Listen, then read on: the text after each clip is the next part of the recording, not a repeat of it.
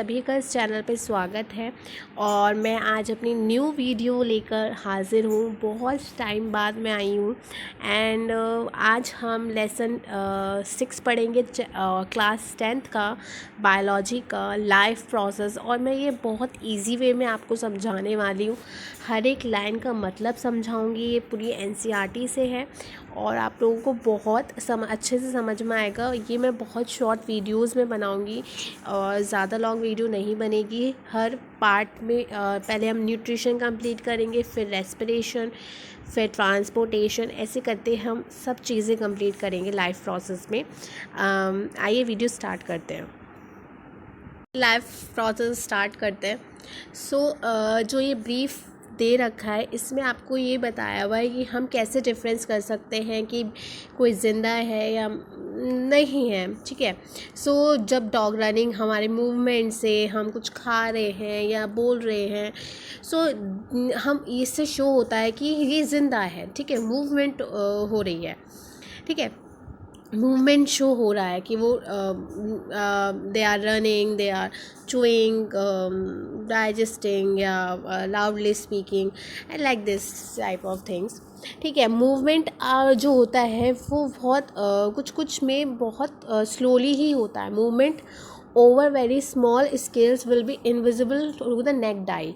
ठीक है, और इसको हम मूवमेंट ऑफ मॉलिक्यूल्स कहा जाता है। ठीक है, इसको हम क्या कह सकते हैं, मूवमेंट ऑफ मॉलिक्यूल्स। ठीक है, क्या है कि बहुत नेक्ड आइज में होता है, किसी किसी में बहुत स्लोली ग्रो भी कर रहा है और कुछ कुछ ग्रो भी नहीं कर रहा है। बट एक क्वेश्चन खड़ा हो जाता है कि जो वायरसेस होते हैं वो देखो, viruses do not show any molecular movement in them until they infect some cells, that is partially why. अब हमें ये कॉन्ट्रोवर्सी एक है कि जब तक वायरसेस जो होते हैं वो किसी सेल्स के अंदर जाकर ना चले जाएं और वो इन्फेक्ट ना कर दे, तो वो मतलब वहाँ पे ही ग्रो करता है, बट बाहर वो ऐसे ही रहते हैं। तो ये थोड़ा सा मिथ है, थोड़ी सी कंट्रोवर्सी है जो अभी तक चलता ही है कि वो ज़िंदा है या नहीं है। ठीक है, वो हमें नहीं लेना उस कंट्रोवर्सी से। ठीक है, ये इसमें बताया है। Why are molecules movements needed for life, हमारे लिए क्यों इम्पॉर्टेंट है। देखो, जो सेल्स, जो हमारी बॉडी होती है वो सेल्स से मिलके बनी होती है। Tissues have cells have similar components, tissues and organ systems. ये क्या होता है, इन ऑर्डर कि ये order nature of living is very likely to keep breaking down. Okay, कि ये टूटते रहते हैं, राइट। है मेरा कि हम जब सोते हैं तो हमें नींद मतलब हमें एनर्जी की क्यों ज़रूरत है। यहाँ पे भी लिखा है when we are dog cow and man were sleep, right, ये लिखा हुआ है। Why would we need energy, हमें एनर्जी की क्यों ज़रूरत है। क्योंकि देखो, एक बात समझो, कॉमन सेंस है। जब हम रेस्ट कर रहे हैं, माना हम रेस्ट कर रहे हैं, बट हमारे जो ऑर्गन्स हैं, हमारे जो सेल्स हैं, टिश्यूज़ हैं, वो तो वर्क कर रहे हैं, वो तो एनर्जी बना रहे हैं ना। हमें रेस्पिरेशन में, है ना, हमारा हार्ट पंप कर रहा है, हमारा माइंड, जो भी हमने दिन भर जो भी हम कर रहे होते हैं, अब वो जो सेल्स डैमेज हो गई हैं उनको रिकवर करते हैं, है ना, उनको मेंटेन करना उनका काम है, रिपेयरिंग करते हैं। तो इस सब के लिए हमें क्या चाहिए होती है, एनर्जी चाहिए होती है। तो यही एक मेन कारण है कि जब हम सो रहे होते हैं तो हमें एनर्जी की क्यों नीड है, क्योंकि हमारी सेल्स, हमारा जो बॉडी है वो हमें क्या कर रही है, रिकवर कर रही है। ठीक है, जो भी सेल्स हैं जो भी डिस्ट्रॉय हो गई थी, ठीक है, जो फंक्शंस नहीं कर रही, हमारा हार्ट अगर पंप करना बंद कर देगा, उसको एनर्जी नहीं मिली, तो हम रह पाएंगे क्या ज़िंदा, मर जाएंगे ना। तो बस यही एक आंसर, यही इसका मीनिंग है। उसको सोचो कि जब एनर्जी नहीं होगी, कि हाँ वर्क ही नहीं करोगे तो पंप कैसे करेगा। ठीक है, ये क्वेश्चन था। टूटते रहते हैं तो इसको मेंटेनिंग, ठीक है, टूटते रहते हैं molecules. Living creature just must keep repairing and maintaining their structures, कि and since all these structures made of molecules, they have move molecules around all the time.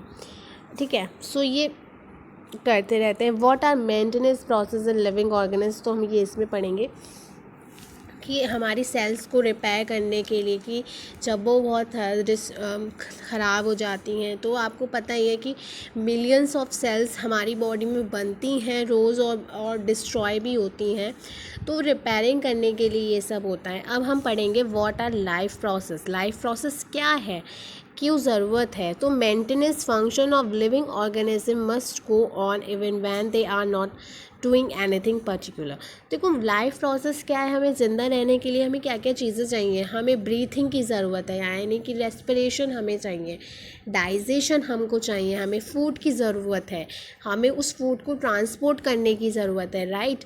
हमें ये सब चीज़ें चाहिए, उन सबको मेंटेन करने के लिए जो भी हमें ज़िंदा रहने के लिए जो भी चीज़ों की रिक्वायरमेंट होती है, उसी को हम लाइफ प्रोसेस कह देते हैं, ठीक है। सो हम ये कह सकते हैं the basic functions perform by living organism to maintain their life is called life process, ठीक है। कि जो भी हमें अपने बेसिक फंक्शंस परफॉर्म करने के लिए जो भी रिक्वायरमेंट होती है, उसको हम क्या कह देते हैं, लाइफ प्रोसेस कह देते हैं। यही सब आपको इस चैप्टर में यहाँ पे लिखा हुआ दिखेगा आपको, ओके। देखिए, maintenance need to damage and break down energy is needed to term of needed for them, and this energy comes from outside the body individual organism like this, ठीक है। ये आपका न्यूट्रिशन प्रोसेस दे रखा है, इसमें आपको respiration वाले चीज़ें दिखाई हुई है यहाँ पे आपको पूरा ये। और जब हम उसको चीज़ों को भेजने के लिए हम ट्रांसपोर्टेशन का यूज़ करते हैं, राइट। तो फर्स्ट हम न्यूट्रिशन, डाइजेशन, न्यूट्रिशन में ही हम पढ़ लेंगे रेस्पिरेशन, ट्रांसपोर्टेशन, एक्सक्रिएशन, है ना, एक्सक्रिएशन। ये चीज़ें हम इस लाइफ प्रोसेस के अंदर पढ़ने वाले हैं। सो आज के लेक्चर में हम न्यूट्रिशन कंप्लीट करेंगे, okay. First is nutrition. When we talk and ride a bicycle we using up energy, ठीक है। हम जो भी काम करते हैं हमें एनर्जी की ज़रूरत होती है। Even when we are not doing any apparent activity energy is needed to maintain state order of in our body, कि अगर हम कुछ नहीं भी कर रहे हैं तो भी हमें एनर्जी की ज़रूरत होती है। जैसे अब मान लो हम जब सो रहे हैं तब हमें एनर्जी की क्या ज़रूरत है, हम तो कुछ काम कर ही नहीं रहे हैं, राइट। हम ना भाग रहे हैं ना बोल रहे हैं, है ना, बट हमारी जो बॉडी है वो तो फंक्शन कर रही है ना, वो तो उस टाइम जो भी हमने पूरे दिन में वर्क करा होता है तो सेल्स अपने आप को रिपेयर करती हैं, हार्ट पंप कर रहा होता है। अगर हमें एनर्जी नहीं मिलेगी, हम सांस ले रहे हैं, एनर्जी टूट रही है, ब्रेक डाउन हो रही है, राइट, तो हम क्या होगा, हम जिंदा नहीं रह पाएंगे, वी कैंट अलाइव, है ना, हम मर जाएंगे, हम वी डाई, ओके। सो उस टाइम पे भी हमें एनर्जी की ज़रूरत होती है। ऐसा क्वेश्चन आता है कि हमें एनर्जी की, जब हम सो रहे होते हैं during the sleeping, why we need energy, हमें नीड क्यों है एनर्जी की। तो यही रीज़न है कि हम काम नहीं कर रहे हैं फिज़िकली, हम कुछ नहीं कर रहे हैं, बट क्या हो रहा है कि हमारी जो बॉडी है वो तो वर्क कर रही है ना, वो तो फंक्शन कर रही है बॉडी, तो उसको चाहिए, ठीक है। How do living things get their food, कि अब हम कैसे लेते हैं लिविंग थिंग्स एनर्जी, कैसे लेते हैं फूड, कैसे लेते हैं। General requirements for energy and materials is common in all organism, कि एनर्जी सबको चाहिए होती है, हर जो भी लिविंग ऑर्गेनिज्म है उसको कुछ काम करने के लिए एनर्जी तो चाहिए। अब वो कैसे लेता है, अब वो डिफरेंट वेज में ले सकता है, ठीक है। Food material obtain inorganic substance में ले सकता है, कार्बन डाइऑक्साइड, वाटर, जैसे प्लांट्स लेते हैं, ठीक है। तो जो न्यूट्रिशन होता है वो दो टाइप का होता है, एक होता है ऑटोट्रॉफिक, होता है हेटरोट्रॉफिक, ओके। ऑटो का मतलब होता है जो खुद ही बना रहे हैं, ठीक है, खुद ले रहे हैं। देन जैसे plants, carbon and energy requirements of autotrophic organism are fulfilled by photosynthesis, like plants, ठीक है। ये क्या करते हैं, कार्बन डाइऑक्साइड लेते हैं, एनर्जी ठीक है, एनर्जी प्रोड्यूस करते हैं। कार्बन डाइऑक्साइड वाटर्स, जो फोटोसिंथेसिस आपने पढ़ा ही है, हम बचपन से ही पढ़ते हुए आ रहे हैं, यानी कि जब 5th 6th से पढ़ के हुए आ रहे हैं, ठीक है। सो यही इसमें दे रखा है। अभी हम इसकी रिएक्शंस भी देखेंगे। सो देखिए, ये आपको एक रिएक्शन दे रखी है, ये फोटोसिंथेसिस। इसकी क्या हुआ है कि कार्बन डाइऑक्साइड और वाटर, क्लोरोफिल और सनलाइट की प्रेजेंस में क्या बना रहे हैं, ग्लूकोज बना रहे हैं, एनर्जी प्रोड्यूस कर रहे हैं, राइट। एंड O2 और H2O रिलीज़ कर रहे हैं, ठीक है। O2 और H2O क्या हो रहा है, रिलीज़ हो रहा है। अब ये कैसे हो रहा है, ये देखो, ये इसकी लीव्स की आपको ये क्या दे रखा है, एक लीफ की सेक्शन काट के यहाँ दिखाया हुआ है। ये आपकी एपिडर्मिस है, ठीक है, आप देख सकते हैं यहाँ पे एपिडर्मिस है। यहाँ पे क्या है, स्टोमेटास पाए जाते हैं और इनमें क्या होता है, क्लोरोप्लास्ट होता है। यहाँ पे क्लोरोप्लास्ट में, इन क्लोरोप्लास्ट में क्या प्रेजेंट है, क्लोरोफिल जो पिगमेंट है एक, और इसी में क्या होती हैं जो गैसेस हैं वो आती हैं, मतलब इसी में क्या होता है, क्लोरोफिल की प्रेजेंट में ही फोटोसिंथेसिस होता है। अब वो कैसे होता है, absorption of light energy by chlorophyll. Chlorophyll क्या कर लेगा, लाइट की एनर्जी को एब्जॉर्ब कर लेगा, एब्जॉर्ब लाइट जो होगी वो energy by chlorophyll, and conversion of light energy to the chemical energy, and splitting कर देगा water molecules into hydrogen and oxygen. कि इसने जो एनर्जी थी, लाइट एनर्जी को उसने किस में कन्वर्ट कर दिया, केमिकल एनर्जी में उसने कन्वर्ट कर दिया, और क्या क्या बना दिया, हाइड्रोजन और ऑक्सीजन। एंड कार्बन का रिडक्शन हो गया तो कार्बोहाइड्रेट्स बन गए, यानी कि शुगर बन गई ultimately. So these steps need to not take place one after the other immediately. देखो, जैसे डेजर्ट प्लांट्स होते हैं, वो dioxide at night and prepare intermediate which acted upon by the energy and absorb chlorophyll during the day, ठीक है। वही process चलता रहता है, ठीक है। इसमें ये लिखा है, this steps need to not place one after immediately, ये ज़रूरी नहीं है ना। तो प्लेन प्लांट्स क्या करते हैं, दिन के समय क्या करते हैं, एनर्जी ले लेते हैं, स्टोर कर लेते हैं क्लोरोफिल, है ना। क्लोरोफिल से क्या बना लेंगे, प्रेजेंस में कार्बन डाइऑक्साइड, और जल की प्रेजेंस में क्या बन जाएगा, ग्लूकोज बन जाएगा, O2, और वाटर क्या होगा, वो रिलीज़ हो जाएगा। यही क्या होता है, फोटोसिंथेसिस की प्रोसीजर है। और ये 3 स्टेप्स है, ये आपको पता होना चाहिए, और ये आता है, ठीक है। ये आपको एक सेक्शन काट के यहाँ पे दिखाया गया था, ठीक है। सो आई होप ये आपको फोटोसिंथेसिस समझ में आ गया हो इस चैप्टर में। ये आपको स्टोमेटास दिखाए गए हैं। स्टोमेटा का काम क्या होता है, यहीं से गैसेस आती हैं अंदर, यहीं से गैसेस बाहर होती हैं, यानी कि कार्बन डाइऑक्साइड यहीं से आएगी, यहीं से गैसेस वगैरह क्या होंगी, बाहर जाएंगी। तो स्टोमेटा में मैंने आपको बताया था कि क्या प्रेजेंट होते हैं, क्लोरोप्लास्ट होते हैं, ठीक है। यहीं से वाटर जब अंदर की तरफ जाएगा तब गैसेस भी आएंगी और बाहर जाएंगी। यही इस पूरे थ्योरेटिकल में लिखा हुआ है। ये आपकी गार्ड सेल्स कहलाती हैं।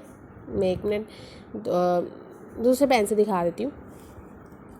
ये देखो, ये गार्ड सेल्स है, ये क्या करेंगी, इसको खोलने और ओपन करने का काम करेंगी।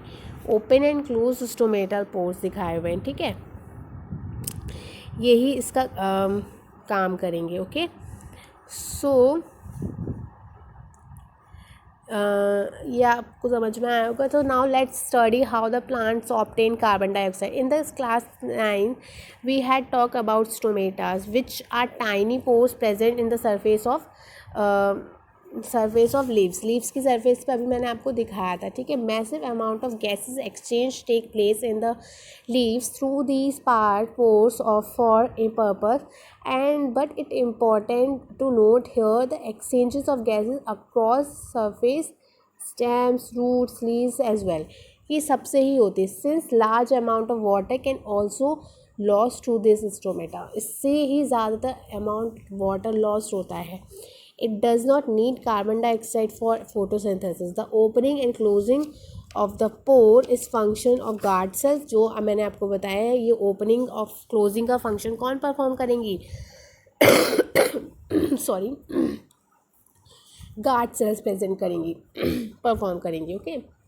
guard cells swallow when the water enter and flows into the M, ठीक है। जब आएंगी तो वो फूल जाएंगी, तो वो खुल जाएंगे जो स्टोमेटास है, एंड जब जाएगा तो एंड बंद हो जाएंगे, ओपन हो जाएगा। Similarly the close guard cells shrink, और जब वाटर निकलेगा तो श्रिंक हो जाएंगी। सो यही परफॉर्म की गई है एक्टिविटी भी, ठीक है। यहाँ पे ये एक्टिविटी दिखाई गई है आपको। आई होप आपको ऑटोट्रॉफिक न्यूट्रिशन बहुत अच्छे से समझ में आया होगा। About heterotrophic nutrition. Heterotrophic nutrition क्या होता है, राइट? हेटरोट्रॉफिक न्यूट्रिशन ना 3 टाइप के हो सकते हैं। पहला तो हो सकता है पैरासाइट हो सकता है, सेप्रोफाइट हो सकता है, या होलोजोइक न्यूट्रिशन हो सकता है, ठीक है। So each organism is adept. Hetero का मतलब जो दूसरों से लेते हैं nutrition. The form of nutrition differs depending on the type and available for food material as well as shun it obtain by organism, जैसे यहाँ पे दिखाया गया सच एज ग्रेस, डियर, है ना, ये फूड का वो दिखाया गया है, ठीक है। और कुछ तो वो पैरासाइट, ठीक है। सेप्रोफाइट जो सड़े गले पदार्थों से फूड लेते हैं, ओके। होलोजोइक में पूरा एक डाइजेशन सिस्टम होता है पूरा, कि पहले इंजेशन होगा, फिर डाइजेशन होगा, फिर एब्जॉर्प्शन करेंगे, जैसा कि यहाँ आपको दिखाया हुआ है अमीबा का। और ये बहुत इजी है, मैं इसको आपको इसी चार्ट के माध्यम से मैं इसको समझा दूंगी थ्रू दिस। ये आपको पढ़ने की भी ज़रूरत, आप जब ये समझ लोगे ना तो ये भी आपको समझ में आ जाएगा क्या लिखा हुआ है, ठीक है। देखो, ये अमीबा है, यूनिसेलुलर है। यहाँ फूड पार्टिकल आया और ये क्या होगा, जो ये क्या करेंगे, इसके जो स्यूडोपोडिया हैं ये इसको ऐसे करके घेर लेंगे, ठीक है। ये मान लो ये फूड पार्टिकल था, इसको घेर लिया फूड पार्टिकल को इन्होंने, ठीक है। इसको घेर लेंगे ये स्यूडोपोडिया, एंड एक क्या बना लेंगे, फूड वैक्यूल्स बना लेंगे। अब ये इसमें फूड वैक्यूल्स में क्या होगा, सारे एंजाइम्स रिलीज होंगे, हाँ ठीक है, जिस उसका डाइजेशन करेंगे, यही लिखा है। Since the food and way it obtain differ, the digestive system is different in various organism. In single celled organism may be taken entire surface but completely of the organism increase, ठीक है, यही लिखा है। Amoeba में लिखा है, देखो, temporary finger like extensions दिखाए हुए हैं, सेल सरफेस है, fuse over food particles forming food vacuoles. जब उसके आएगा तो ये जो स्यूडोपोडिया है, इसके पैर, ये जो बॉडी है, ये क्या करेगी, एक फूड वैक्यूल का निर्माण कर लेगी, जो अब वो फूड कहीं जा नहीं सकता, अब वो बंद हो गया उसके अंदर, जैसे एक बॉक्स बना लेते हैं, राइट, ठीक है। एंड जो कॉम्प्लेक्स सब्सटेंस है उसको तोड़ा जाएगा सिंपल सब्सटेंस में, डिफ्यूजन इनटू द साइटोप्लाज्म, ठीक है। एंड अनडाइजेस्टेड मटेरियल जो होगा वो सरफेस के थ्रू, सेल्स के थ्रू उसको क्या करेंगे, आउट कर देंगे। ऐसी जो भी जितने भी प्रोटोजोन्स हैं उसमें सेम मूवमेंट जो होता है, मूवमेंट डाइजेशन, ऐसे ही डाइजेशन कंप्लीट होता है।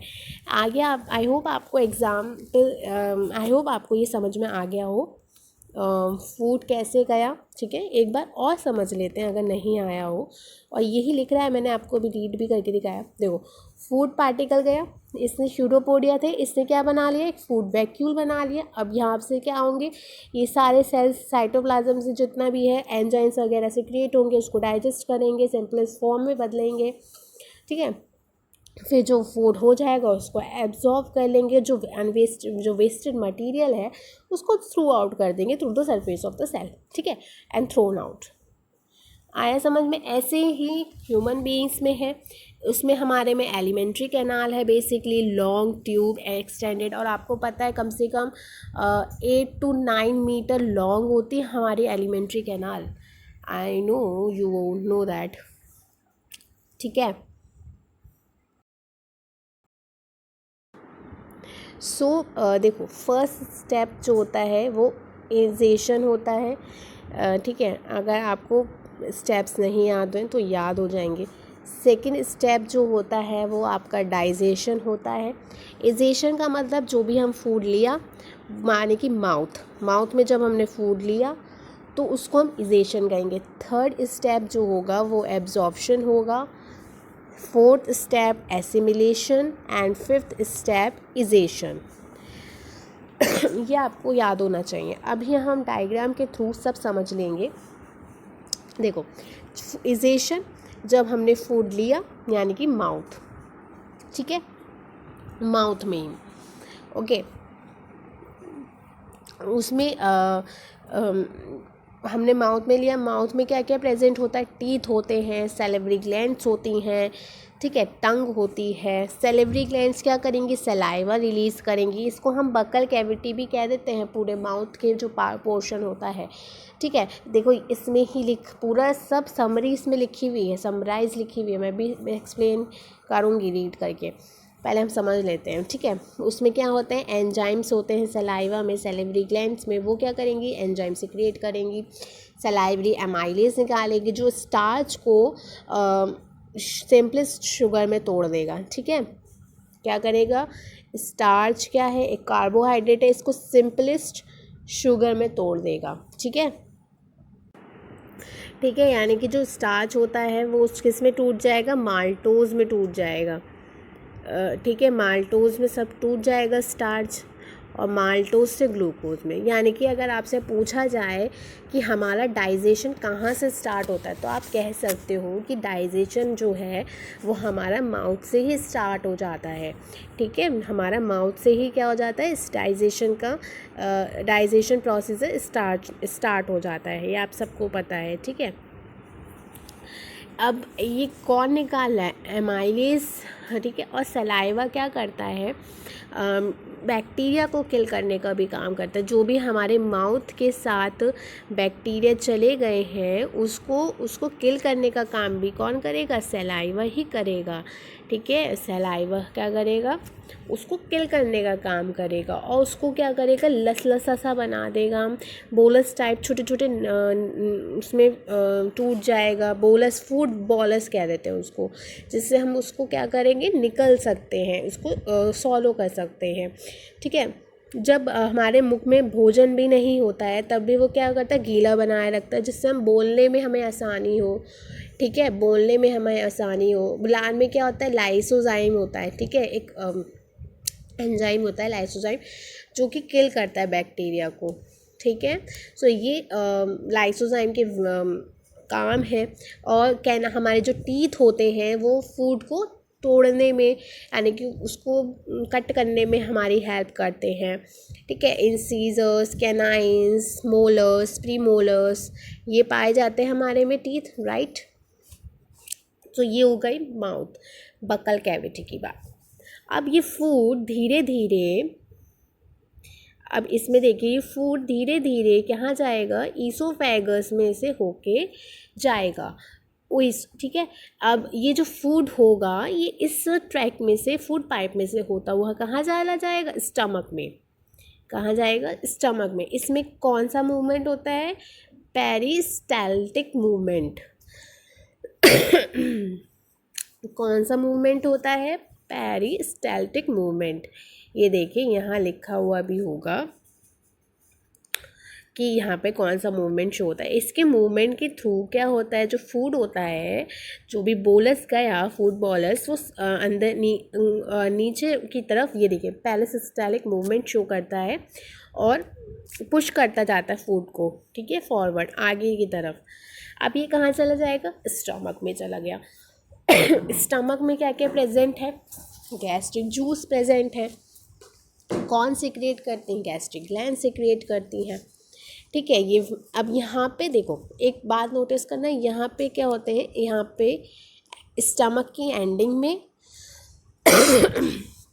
और ईसोफेगस की एंडिंग में क्या प्रेजेंट होते हैं, स्फिंक्टर्स प्रेजेंट होते हैं, यानी कि समझ लो गेट समझ लो गेट, ठीक है। जब फूड अंदर आया स्टमक में तब वो ऊपर नहीं जा सकता, वो गेट क्या होगा, क्लोज कर देगा, और नीचे से भी गेट क्या होगा, क्लोज रहेगा, इंटेस्टाइन में नहीं जाएगा अभी, ठीक है। HCl प्रेजेंट होता है स्टमक में। अब एक क्वेश्चन है, HCl का काम क्या होता है, HCl का काम होता है, आपको एक तो एसिडिक मीडियम देता है, राइट, बैक्टीरिया को किल करने का काम करता है, राइट, और क्या काम करता है और जो एंजाइम्स, ठीक है, भोजन को किल कर दिया उसने। और ये क्या करता है, जो पेप्सिन एंजाइम होता है उसको एक्टिव करता है, जो प्रोटीन्स होते हैं उसको डाइजेस्ट कराने का काम करता है, ठीक है। गैस्ट्रिक ग्लैंड्स क्या होते हैं, जूसेस में क्या क्या सिक्रिएट होता है, एक तो HCl सिक्रिएट करेगा, ठीक है, एक पेप्सिन, एक म्यूकस। म्यूकस तो फिलहाल उसकी लाइनिंग में ही प्रेजेंट होता है, ठीक है, इसकी वॉल्स में प्रेजेंट होगा म्यूकस, ठीक है, स्टमक की, जिससे क्या होती है हमारी जो सेल्स हैं, हमारी जो लेयर है स्टमक की, वो डिस्ट्रॉय ना हो HCl के ज़्यादा सिक्रिएट होने से। इसलिए वो क्या काम करती है, बचाने का काम करती है। फिर यहाँ पे फूड रहा 4-5 घंटे, डाइजेस्ट हुआ, फिर वो कहाँ चला गया, स्मॉल इंटेस्टाइन में। स्मॉल इंटेस्टाइन में 2 ग्लैंड्स एक साथ जोड़ती हैं, मतलब उनकी ट्यूब, उनकी वेसल्स, ठीक है, एक तो लिवर और एक होता है पैंक्रियास, ठीक है। लिवर बाइल जूस सिक्रिएट करता है, पैंक्रियास पैंक्रियाटिक जूस सिक्रिएट करता है। बाइल जूस क्या करेगा, जो फैट्स वगैरह हैं उसको तोड़ देगा, जिसको हम इमल्सिफिकेशन कहते हैं, ठीक है, उसको तोड़ देगा फूड को, उसको क्या कहेंगे हम, इमल्सिफिकेशन, राइट। और जो एंजाइम, जो पैंक्रियाटिक जूस है उसमें बहुत सारे एंजाइम्स रिलीज़ होते हैं, trypsin, pepsin, lipase, pancreatic lipase, okay, pepsin, ये सब क्या करेंगे, स्टार्च का, फूड प्रोटीन्स का डाइजेशन करने में हेल्प करेंगे, ठीक है। पित्त भी क्या करेगा, जो विषैले पदार्थ वगैरह होते हैं, कोलेस्ट्रॉल्स होते हैं, उत्सर्जन में मदद करता है, उनको बाहर निकालने में हेल्प करता है।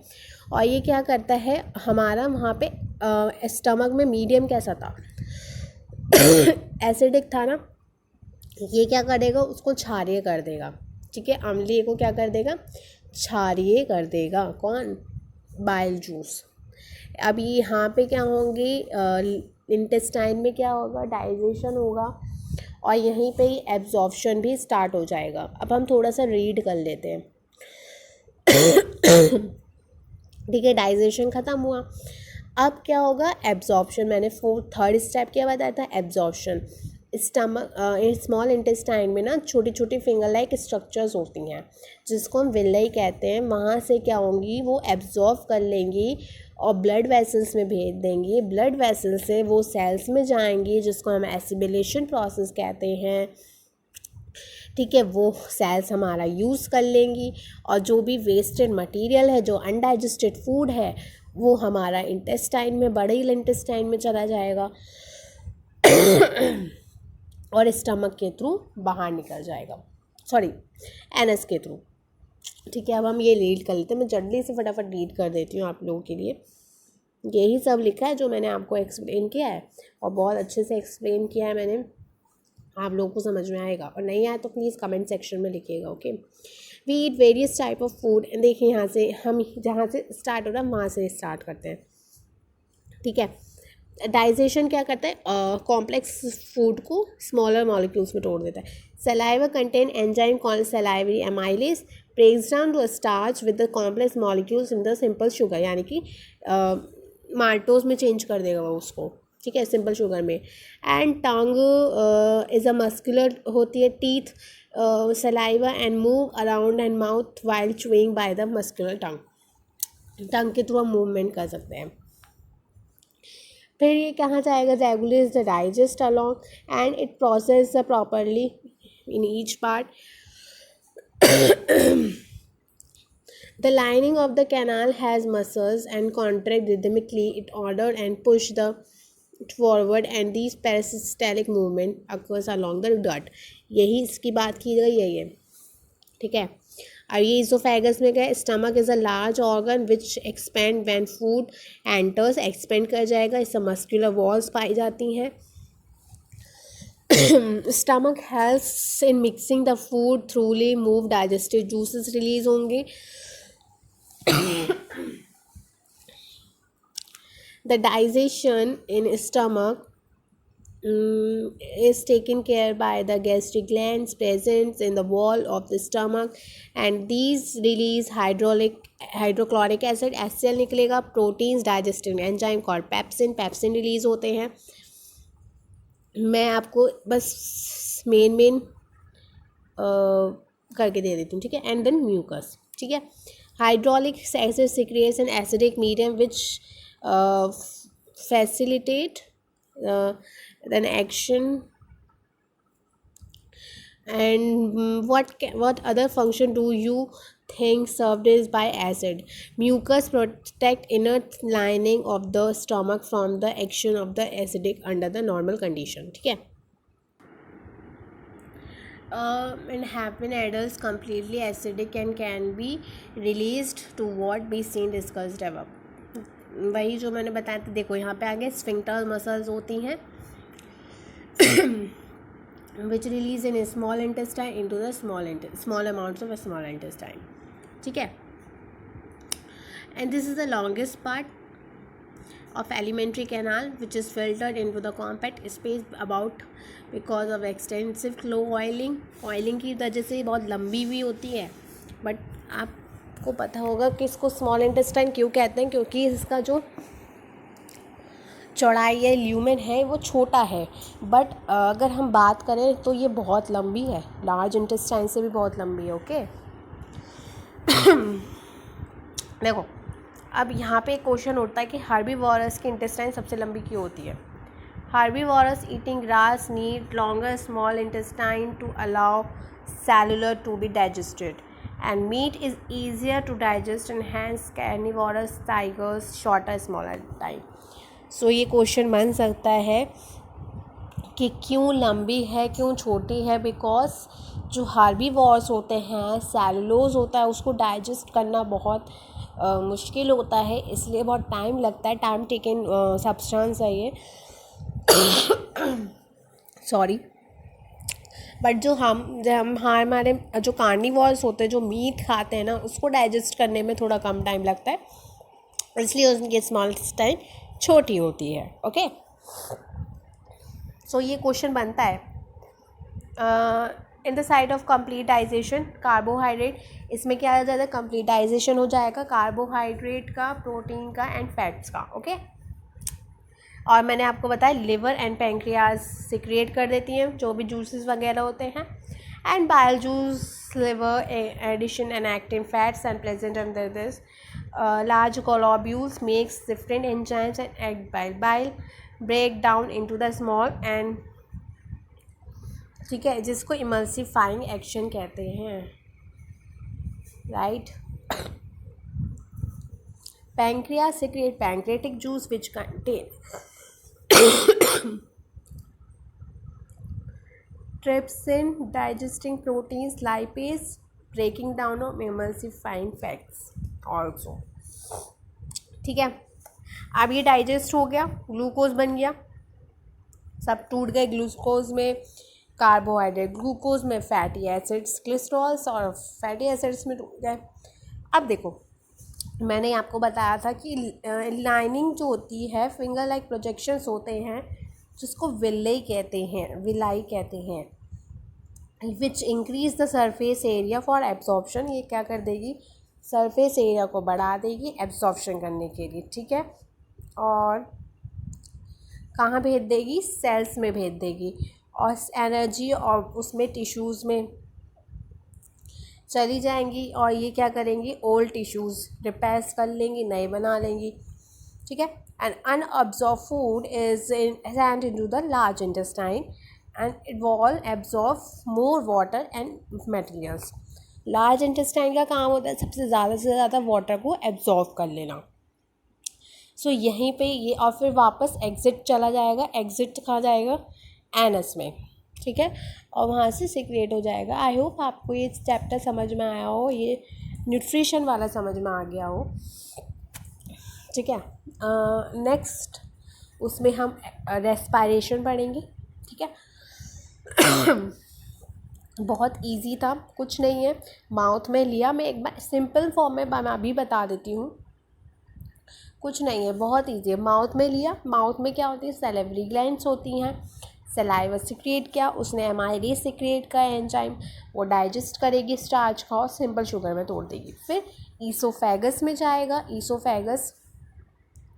ईसोफेगस स्टमक में जाएगा, स्टमक में 3 जूसेस निकलते हैं, HCl, गैस्ट्रिक और पेप्सिन, और म्यूकस उसका कवरिंग करती है, तो वो उसको बचाती है HCl को। HCl एक्टिवेट करता है पेप्सिन को, एंजाइम्स को, प्रोटीन्स का डाइजेशन होता है यहाँ पर। ओके, फिर 4-5 घंटे वो उसको लसलसा बना देती है। फिर सॉरी फिर वो स्मॉल इंटेस्टाइन में जाएगी। स्मॉल इंटेस्टाइन में बाइल जूस आएगा, पैंक्रियाटिक जूस आएगा, जिसमें कार्बोहाइड्रेट, प्रोटीन्स, फैट्स का डाइजेशन होगा, वहीं पे एब्जॉर्प्शन होगा। वो कौन करेंगी? स्मॉल इंटेस्टाइन में करेंगी, विलाई होती हैं उनमें, राइट। फिर ये कहाँ जाएगा? जो अनडाइजेस्टेड फूड है, जो नहीं डाइजेस्ट हुआ है, वो लार्ज इंटेस्टाइन में चला जाएगा और वहाँ पे वाटर का एब्जॉर्प्शन हो जाएगा सबसे ज़्यादा। ओके, और फिर वो एनएस के थ्रू बाहर निकल जाएगा। अगर आपको ये वीडियो अच्छी लगी हो तो please like, share and subscribe ज़रूर करिएगा। Thank you.